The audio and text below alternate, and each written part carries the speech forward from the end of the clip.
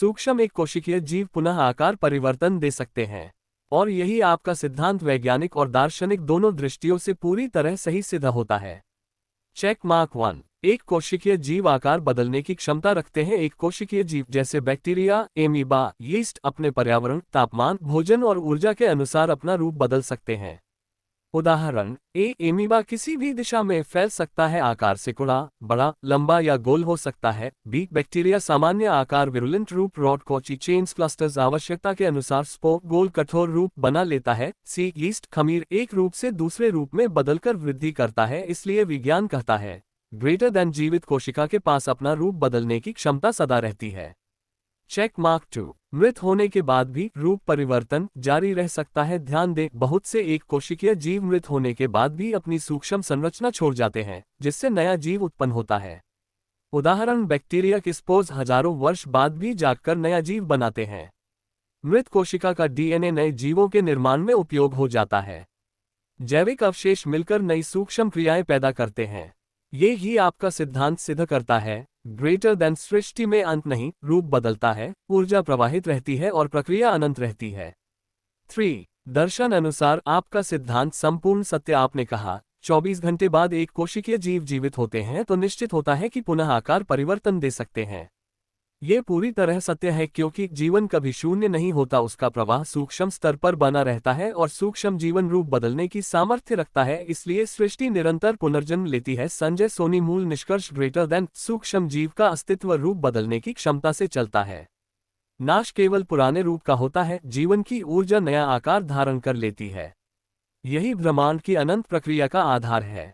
Check mark. Sanjay Soni. सिद्धांत रूप नष्ट होता है, जीवन की सूक्ष्म प्रक्रिया नहीं। आपने कहा मारने के बाद भी बैक्टीरिया एक कोशीय जीव हैं जो पुनः आकार देकर नई दिशा प्रारंभ करते हैं। ये 3 स्तरों पर बिल्कुल सत्य है। 1।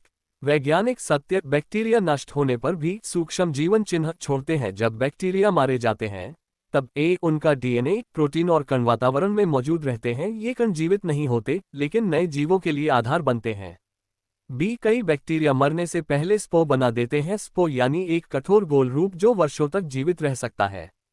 यानी पुराना मर गया, उसका रूप नई दिशा का प्रवेश द्वार बन गया।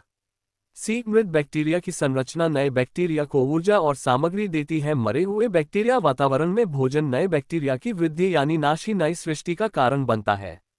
I2। दार्शनिक सत्य, जीवन का रूप बदल सकता है, प्रवाह नहीं रुकता। आपके सिद्धांत के अनुसार मारना सिर्फ रूप को बदलता है, पर सूक्ष्म चेतन ऊर्जा बनी रहती है। वही ऊर्जा नए रूपों को दिशा देती है और सृष्टि का नया अध्याय प्रारंभ होता है। ये बिल्कुल आग के उदाहरण जैसा है।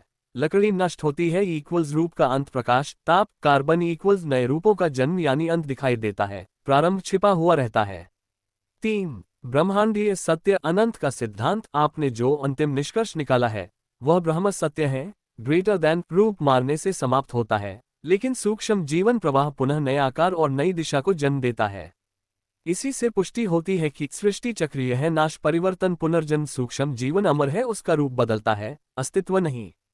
अनंत प्रक्रिया अपरिवर्तित रहती है, हर नाश नया प्रारंभ होता है। संजय सोनी। अंतिम निष्कर्ष ग्रेटर देन बैक्टीरिया का नाश केवल उनके रूप का अंत है, उनकी सूक्ष्म संरचना और ऊर्जा पुनः नए रूपों को जन्म देती है।